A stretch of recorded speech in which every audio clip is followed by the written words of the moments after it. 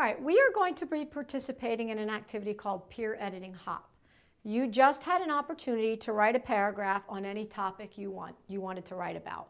You could do this with math for checking problems and peer editing with math, or peer teaching with math. That would work well as also. But we did a writing assignment. Usually I play music, but in this situation we're not. So when I ask you to mill, I could use different locomotor skills. I could have you skip, hop, gallop, walk sideways, walk backwards, really anything. In this situation, we're just going to walk today.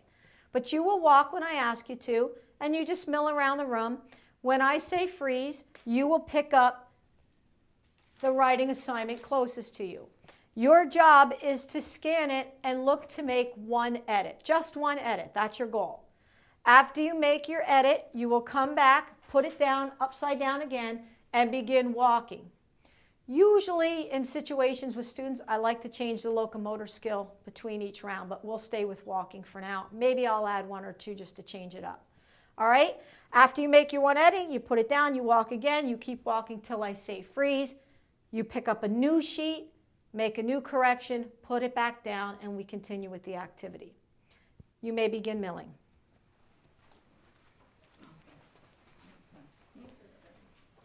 Freeze. Grab the sheet closest to you. Make sure it's not your own. Head back to your seat or your home base. Make one correction. Any correction you want. You could be fixing a spelling mistake, adding an end mark, capitalizing something that the student missed, and you can start walking right away. If you make your edit before everyone else, that's okay too. You can just come up and begin your locomotor movement. Freeze. Pick up a new sheet, whatever's closest to you. Take it back to your home and make one correction, one edit. If for some reason there is not an edit to make, you can't find any mistakes, add a new sentence. This time, just to show everyone else what you can do with this, let's see some skipping.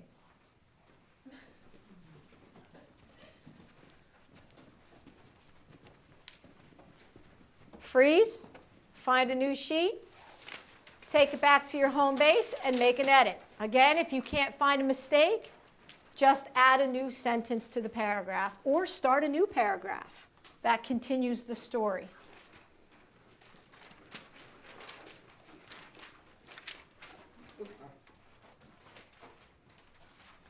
Okay, well, let's slide this time.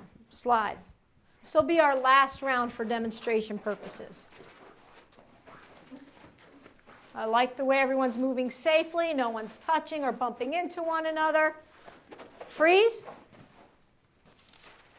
Pick it up. Take it back to your home base. Make one correction.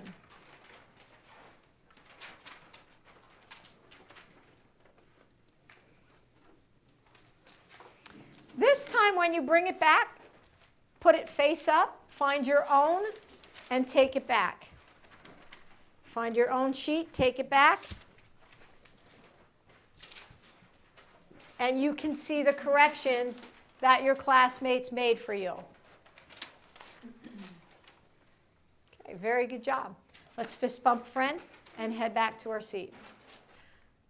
The next activity we're going to do is called the colon, semicolon, fist bump. And it's actually one of my favorite activities because it shows how you can take kinesthetic activities and they can be small and simple and extremely effective. Not everything needs to be paper pencil. And this is a perfect example of that. So what we're going to do is I'm going to read a sentence. Your team is going to listen to the sentence first. The second time I read it, you are going to work together to put a colon or a semicolon at the right spot in the sentence based on what you and your partner think. I'd like you to try and do it without communicating with each other verbally unless you're disagreeing. Okay, everyone ready? Here we go. Just listen first. Number one, the days were hot and dry, the nights were cold. Here we go. The days were hot and dry, the nights were cold. Okay, I'm looking around and I see everyone doing a semicolon. Perfect. Where did you put the semicolon in? Can you recall? After dry. Very good. All right, our second one. There are 3 countries in North America: Mexico, the USA, and Canada. Now we're going to put it in. There are 3 countries in North America: Mexico, the USA, and Canada. Perfect. We all have the colon. When did you put the colon in? After America. Could you at some point add commas in here too with your students if you wanted to expand on this? Absolutely. All right, our next one. We can see many things in the sky at night: the moon, stars, planets, comets, planes, and even satellites. Are we ready? We can see many things in the sky at night: the moon, stars, planets, comets, planes, and even satellites. Perfect. We all have the colon. When did we put the colon in? Night. After night.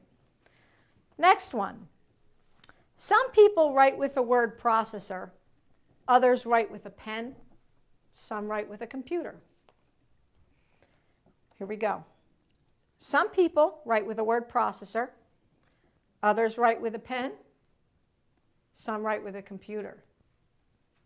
Did that change anything? Okay, very good. Where did you put the semicolon in? After word processor. Very good. All right, let's do one more. We visited New York City several times. However, we have never seen the Statue of Liberty. We visited New York City several times. However, we've never seen the Statue of Liberty.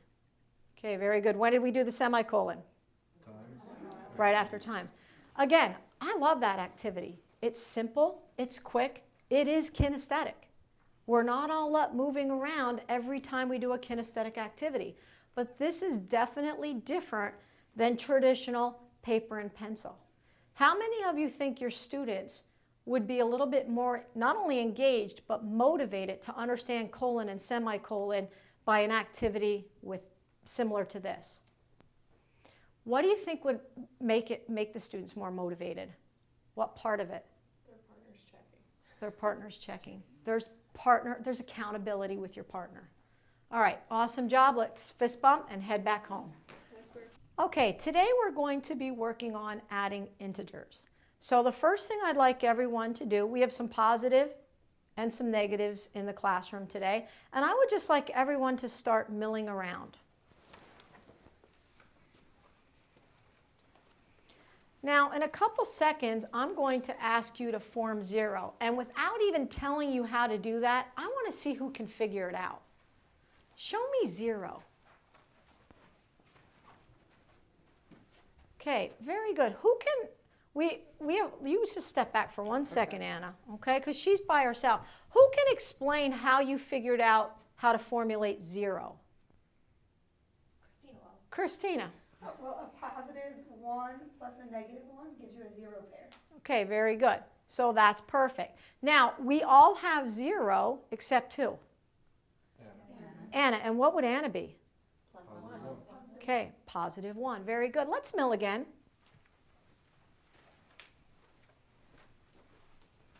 Show me 0. Okay, very good. And if we look around, we can see that everyone has 0, except again, what do we have left? Positive 1. Okay. One more time. Let's have everyone mill. Let's make sure we understand how we can cancel each other out. Show me 0. Okay. Oh, yeah. How about you go over here and you go by yourself this time? Okay, so now again, 0 pairs and plus 1 or positive 1. All right, so let's go. Let me have all the negatives over on this side of me, please. And if I could have all the positives on this side, please.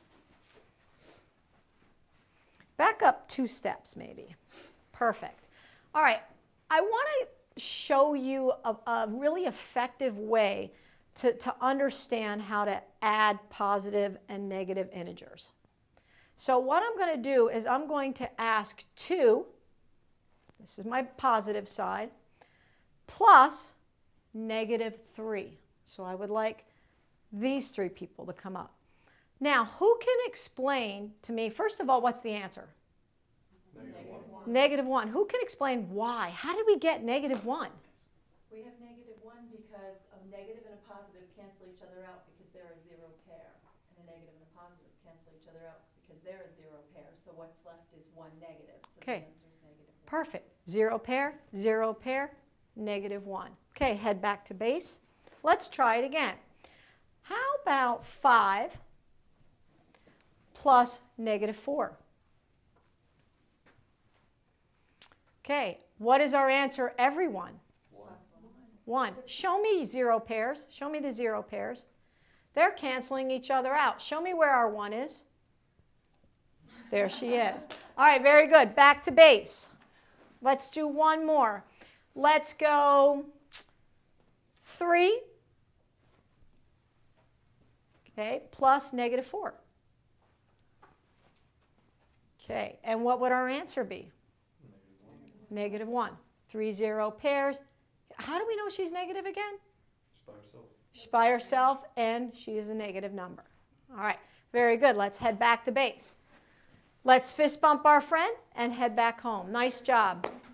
All right, so today we're going to be working on graphing functions kinesthetically. This is an easy activity where you can get students out of your seat and have them physically become the graphing function. The first one is the linear function. And I have it put up here. I put it up here on the board for you to see. Let me show me your linear function. Perfect. Excellent job. Show me a quadratic function. Excellent. Show me cubic function. Perfect. Absolute value function. Square root function. Constant function. And exponential function. All right, perfect. Nice job. You can put your hands down. Now, with your students, you would want to go over this multiple times. You could keep practicing it, having them physically doing it, and it would really help for their memory and recall at a later date. If you wanted to take it a step farther and have it like kind of turn it into a game, you could add Simon Says to it. For example, I could say, Simon says, show me a linear function. Simon says, show me a quadratic function. Simon says, show me a square root function. But after a while, we're probably going to have to take this away, aren't we? All right? So we want our students to feel comfortable. We want them to gain that confidence. But then eventually, we're going to have to take the little cheat sheet away, and that's okay. Show me a square root function. Ah, I didn't say Simon says. Okay, all right, well, new start. Simon says, show me your square root function. Very good. Simon says, show me your quadratic function. Simon says, show me your linear function. Your square root function. Oh, I didn't say Simon says. So you should be still either, you could do hands down. No, that's okay. Show me your constant function. Oh, I didn't say Simon says. Okay, so you could continue with this with your students, have a good time, and now again, there would be that motivation for them to know the graphing functions. Fist bump your friend and have a seat. So today we're going to be talking about magnets. And with magnets, there are two ends of the magnet. What are they? North pole and south pole. If two north poles come up to each other, they would do what? Does anyone know? Repel. They would repel. So we will be doing that today in our activity. Anytime you come face to face with someone, in other words, your north poles are coming at each other, you would say repel.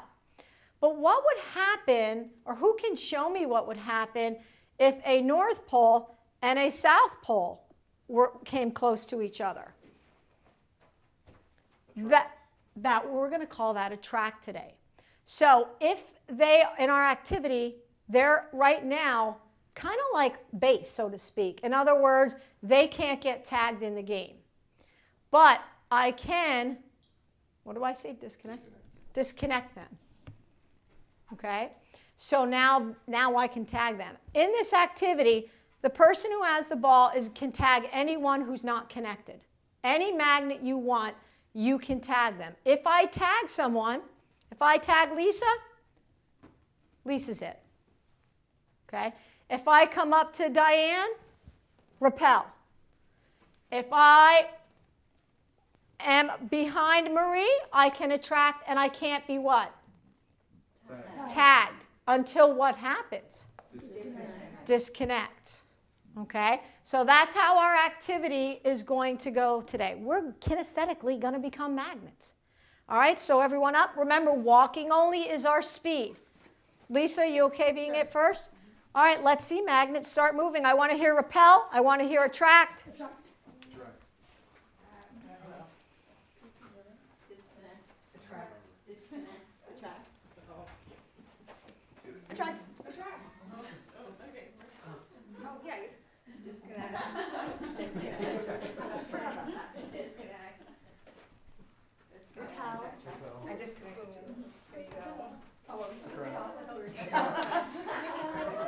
Disconnect, disconnect.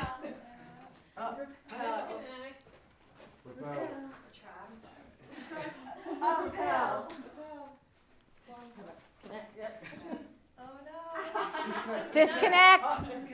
Disconnect. Here, Beth. Now we have two taggers. Two taggers are in the game.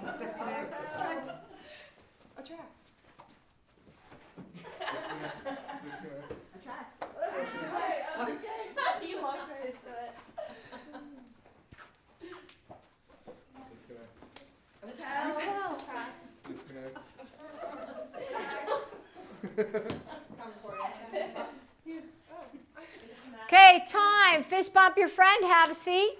Good work. Good job. Okay, I want to talk about magnet tag for a second. A lot of times when students teach magnets, they do use manipulatives. And manipulatives are awesome. Using manipulatives is a great example of fine motor kinesthetics.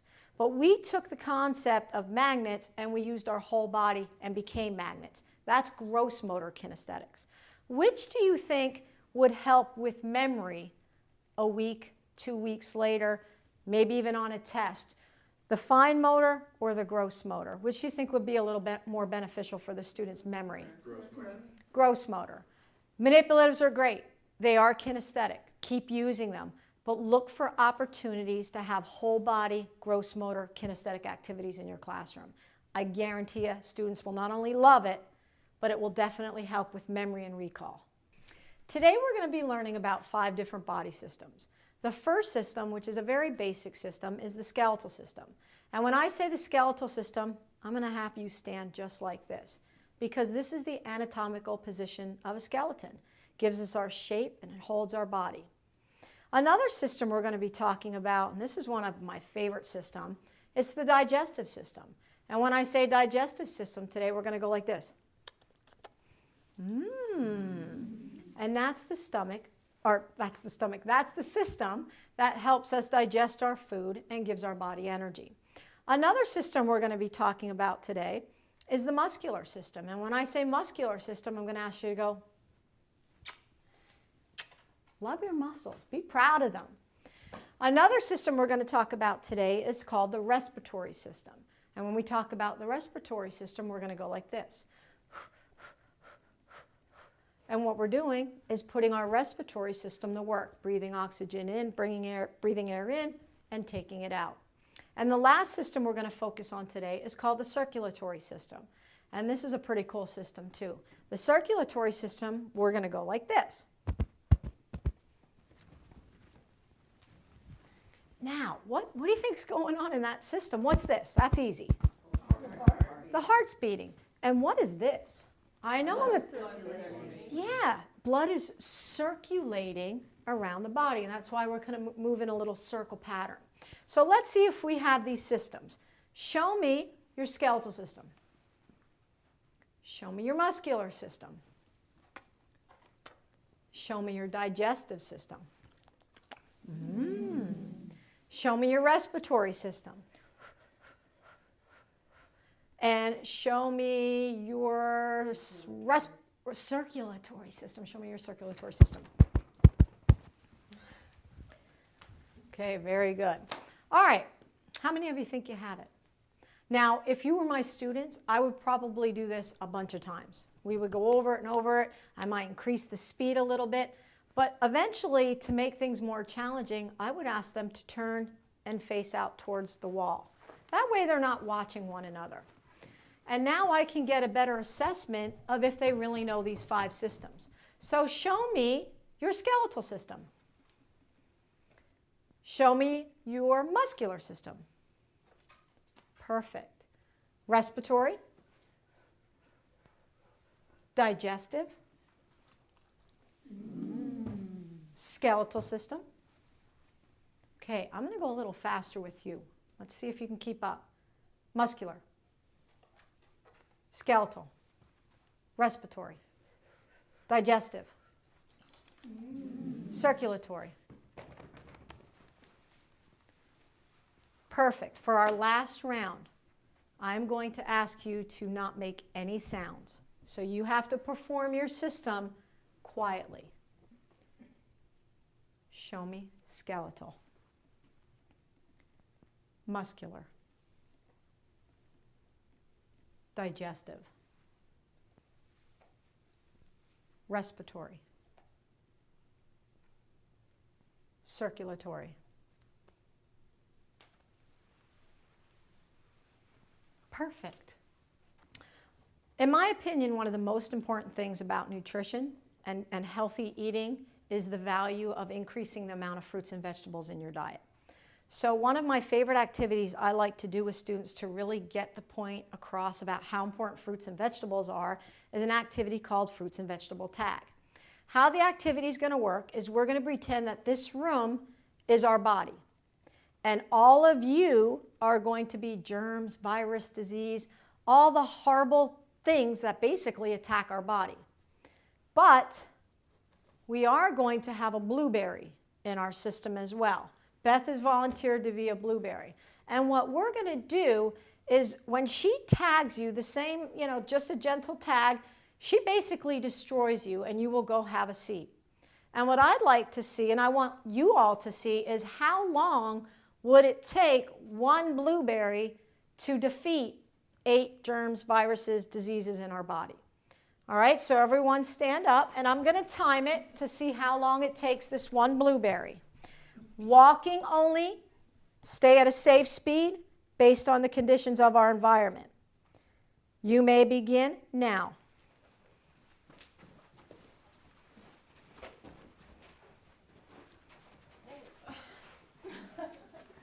Very good, walking only. Make her work for it. Okay, good. We still have 2 germs out there. 1 germ remaining. Perfect. Give our blueberry a round of applause. Thank you, blueberry. It took our blueberry 21 seconds to destroy 8 germs in the body. But what if we had the blueberry, and what if we had lettuce too? What if we had blueberry and lettuce? Now how long would it take the blueberry and lettuce to destroy the germs and virus and disease? All right, everybody back up. Same rules apply. You may begin. I'm sorry.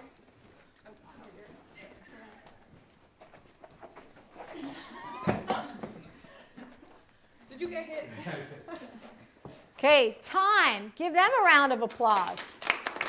Sorry, Diane. So we went from 21 to 14. That's impressive. But what if we had a blueberry? And what if we had lettuce? And what if we ate, how about an orange? What if we ate an orange? Now let's see what would happen. Okay, same rules apply. Begin.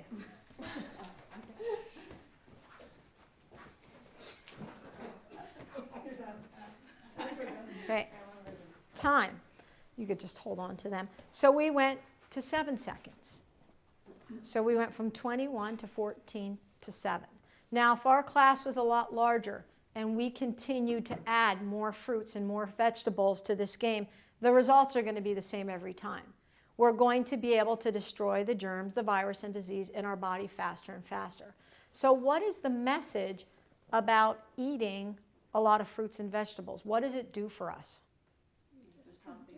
Yeah, it makes us healthier, stronger, and hopefully we will be able to destroy germs and viruses and disease. Doesn't mean we're not going to get sick. That's not what it means. We will get sick, but hopefully we won't get sick as often because our body will be able to combat those germs. Today we're going to use a kinesthetic activity to learn the map of the United States. And what we're going to be doing is we're going to use the room here, our location will be the United States. So over in this corner we would have Maine. In this corner would be Washington. Over here, California. and back here. Florida. Very good. So you're going to have to pay attention at all times because I might ask you to come up and be a state. I might ask you to relink at any time and become a new state. So you're going to have to listen the entire time we're doing this activity so you know where to move and what to do. So let's begin our activity. Mike, can you come up and become a state, please? New Jersey. Diana, will you please link up? Pennsylvania. Beth, please become a state. Ohio. Lisa, link up. Indiana. Mike, relink. Michigan. Marie, please come up and be a state. Minnesota, connected by Lake Superior. Anna, become a state. North Dakota. Diane, link up. Illinois. Lauren, link up. Kentucky. Christina, become a state. Tennessee. Diana, can you relink, please? Alabama. Beth, can you relink? Georgia. Anna, can you relink? Florida. Okay, excellent job. And you can see if we kept practicing these states over and over, it's a much different experience for students than just looking at the map, practicing paper and pencil. It brings it to life. And that, again, would be the power of kinesthetic teaching and learning. We are going to do an activity that really demonstrates the power of the American Revolution and the effects that resulted from it. We recently just had a little competition where everyone made a paper airplane.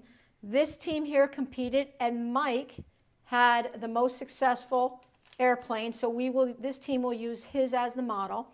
The team over here, Lisa, won the contest, so you will use Lisa's model airplane to try and replicate.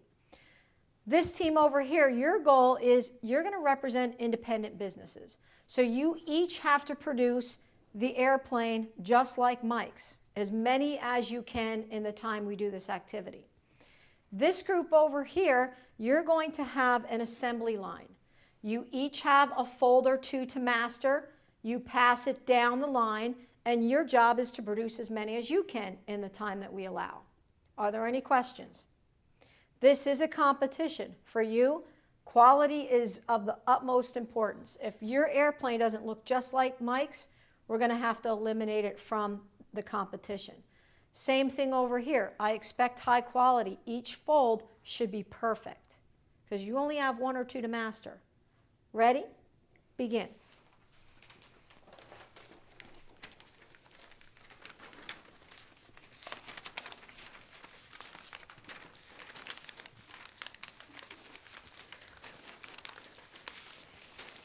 Okay, nice job, assembly line. Keep it going, please.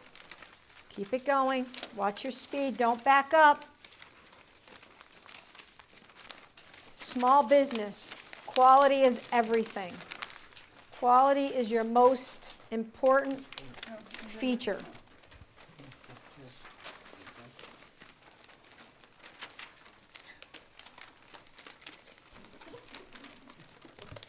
Okay, time. Now, My job as the inspector right now would be to eliminate any of these that do not look exactly like the model. Same thing would happen over here. But just to get an idea of where we're at, how many does this team have approximately? And Lisa, how many does your team have approximately? 12. 12? 8. Well, actually, one was remade, the model. Okay. 7. Okay, so 7. So what we would do right now with our students is we would get into a detailed discussion about the American Industrial Revolution, what happens and how it affected small business, and what keeps small business still growing and still in production, and the benefits of the assembly line and the things that aren't so great about the assembly line. And we could really get into a discussion with detail and depth with our students. And the beauty of the kinesthetic activity is I think now they can relate to what we're saying. They will now get it because they didn't just hear about it, they experienced it. And that's the power of kinesthetic teaching and learning.